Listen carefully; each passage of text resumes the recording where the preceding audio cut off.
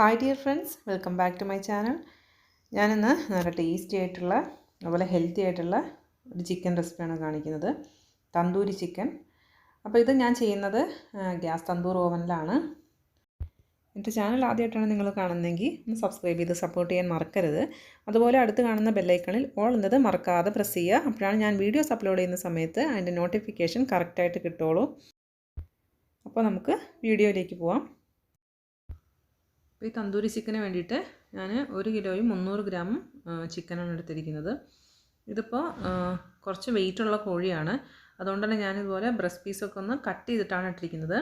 അപ്പോൾ തന്തൂരി ചിക്കൻ എപ്പോഴും നല്ലത് നമ്മൾ കട്ട് ചെയ്ത് ക്ലീൻ ചെയ്തൊക്കെ വരുമ്പോൾ 1 കിലോയിൽ താഴെയുള്ള കോഴിയാണ് നല്ലത്. ഇതിപ്പോൾ കുറച്ച് വെയിറ്റ് ഉണ്ട്, അതുകൊണ്ട് ഞാനിത് ബ്രസ്റ്റ് പീസൊക്കെ കട്ട് ചെയ്തിട്ടിരിക്കുന്നത്. അല്ലെങ്കിൽ പെട്ടെന്ന് നമുക്ക് വെന്ത് കിട്ടില്ല. അപ്പോൾ ടേസ്റ്റും ചെറിയ കോഴിയായിരിക്കും. അപ്പോൾ അതുപോലെ കോഴി എടുക്കാൻ ശ്രദ്ധിക്കുക. എനിക്കതിപ്പോൾ കിട്ടിയില്ലാത്തതുകൊണ്ടാണ്. അപ്പോൾ ഇതുപോലെ ചിക്കൻ ഒന്ന് നന്നായിട്ട് എല്ലാ സ്ഥലവും വരഞ്ഞു കൊടുക്കുകയും വേണം. ഞാനിവിടെ 2 മാരിനേഷൻ കൊടുക്കുന്നുണ്ട്.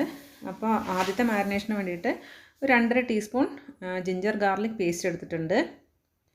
പിന്നെ അതിൻ്റെ കൂടെ ഒരു 1.5 ടീസ്പൂൺ കാശ്മീരി ചില്ലി പൗഡർ കൂടെ ചേർത്തിട്ടുണ്ട്. അത് ഞാൻ കാണിക്കാൻ വിട്ടുപോയതാണ്. ഇതിൻ്റെ കൂടെ നമുക്ക് ഒരു 1.5 ടേബിൾ സ്പൂൺ ലെമൺ ജ്യൂസ് ചേർത്ത് കൊടുക്കാം. ഇനി ഇതിലേക്ക് ആവശ്യമുള്ള ഉപ്പ് കൂടെ ചേർത്ത് കൊടുക്കാം. ഇനി ഇതെല്ലാം കൂടെ ഒന്ന് ചിക്കനിലേക്ക് നന്നായിട്ടൊന്ന് പുരട്ടി കൊടുക്കാം. അപ്പോൾ ഞാനിവിടെ നന്നായിട്ട് പുരട്ടി കൊടുത്തിട്ടുണ്ട്. ഇനി ഇതൊരു 15-20 മിനിറ്റ് വരെ നമുക്കിതൊന്ന് മാറ്റി വയ്ക്കാം. ഇനി നമുക്ക് സെക്കൻഡ് മാരിനേഷൻ ചെയ്യാം. അതിന് വേണ്ടിയിട്ട് ഞാനിവിടെ 1 കപ്പ് നല്ല കട്ടിയുള്ള തൈര് എടുത്തിട്ടുണ്ട്. ഒട്ടും വെള്ളമില്ലാത്ത തൈരാണ്. ഇതിലേക്ക് ഒരു 2 table spoon ginger garlic paste ചേർത്ത് കൊടുക്കാം. അപ്പോൾ ഇത് വേറെ വേറെയാണ് നിങ്ങൾ എടുക്കുന്നതെങ്കിൽ 1 ടേബിൾ സ്പൂൺ ഗാർലിക് പേസ്റ്റും 1 ടേബിൾ സ്പൂൺ ജിഞ്ചർ പേസ്റ്റും എടുക്കുക.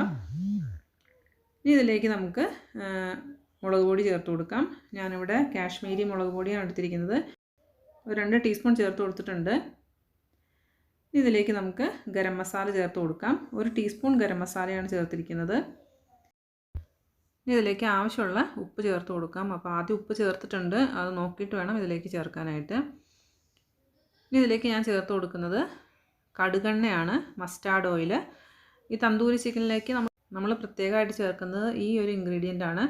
ഈ കടുകെണ്ണയുടെ ഒരു മണമാണ് തന്തൂരി ചിക്കനിൽ മുന്നിട്ട് നിൽക്കുന്നത്. അപ്പോൾ ഞാനിതിവിടെ ഒരു 2.5 ടേബിൾ സ്പൂൺ ചേർത്തിട്ടുണ്ട്. അപ്പോൾ നിങ്ങൾക്ക് ഈ ഒരു എണ്ണ ചേർക്കാൻ താല്പര്യമില്ലെങ്കിൽ സൺഫ്ലവർ ഓയിൽ ചേർക്കാം, വെളിച്ചെണ്ണ ചേർക്കരുത്. അപ്പോൾ ഇതിന് നമുക്കിതെല്ലാം കൂടെ നന്നായിട്ട് ഒന്ന് മിക്സ് ചെയ്തെടുക്കാം. നമ്മളിപ്പോൾ ഈ ഒരു മാരിനേഷൻ ചെയ്യുന്നുണ്ടെങ്കിലും ഫസ്റ്റ് മാരിനേഷൻ ഒരിക്കലും സ്കിപ്പ് ചെയ്യരുത്. അത് നമുക്ക് ഇമ്പോർട്ടൻ്റ് ആണ്. അപ്പോൾ ഞാനിവിടെ നന്നായിട്ട് മിക്സ് ചെയ്ത് യോജിപ്പിച്ചെടുത്തിട്ടുണ്ട്. ഇനി നമുക്ക് ചിക്കൻ ഇതിലേക്ക് ഇട്ട് നന്നായിട്ട് പുരട്ടി കൊടുക്കാം. അപ്പോൾ ശ്രദ്ധിക്കണം, നമ്മൾ വരഞ്ഞു വെച്ചിരിക്കുന്ന വരഞ്ഞ ഭാഗത്തേക്ക് എല്ലാം നന്നായിട്ട് ഈ മസാല ചെല്ലണം. ഇനി നമുക്കിത് ഒരു 2 മണിക്കൂർ ഒന്ന് റെസ്റ്റ് ചെയ്യാൻ വയ്ക്കണം. നന്നായിട്ട് കുറച്ച് കൂടുതൽ സമയം വയ്ക്കുകയാണെങ്കിൽ അത്രയും നല്ലതാണ്. അപ്പോൾ ഇത് ഫ്രിഡ്ജിലാണ് ഞാൻ വയ്ക്കുന്നത്. അപ്പോൾ നമുക്കിത് വെയിറ്റ് ചെയ്യാം. ഞാനിവിടെ തന്തൂരി ചെയ്യുന്നത് ഈ ഒരു ഗ്യാസ് തന്തൂർ ഓവനിലാണ്.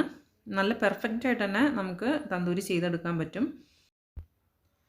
ഇതുപോലെ ഗ്യാസ് സ്റ്റോപ്പിൽ വയ്ക്കുകയാണ് ചെയ്യുന്നത്.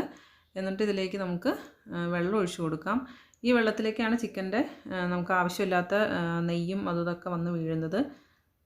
ഇനി ഇതിൻ്റെ മേലേക്ക് നമുക്ക് വേറൊരു തട്ടുകൂടെ വെച്ച് കൊടുക്കാനുണ്ട്. ഗ്യാസ് ഓൺ ചെയ്തിട്ട് നമുക്കത് വെച്ച് കൊടുക്കാം. ഇനി ഇത് നമ്മൾ ഓവൻ പോലെ തന്നെയാണ്. ഇതൊരു 10 മിനിറ്റ് പ്രീ ഹീറ്റ് ചെയ്യണം.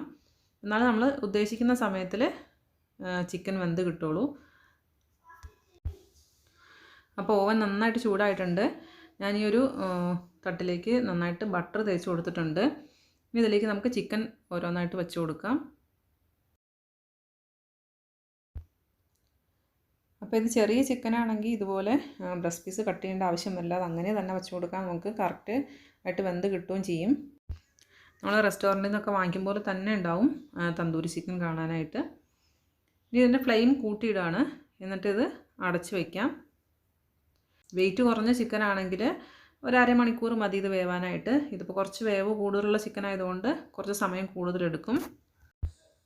ഇവിടെ ഒരു 10 മിനിറ്റ് കഴിഞ്ഞിട്ടുണ്ട്. ഞാനിതൊന്നെല്ലാം തിരിച്ച് വെച്ച് കൊടുക്കുകയാണ്.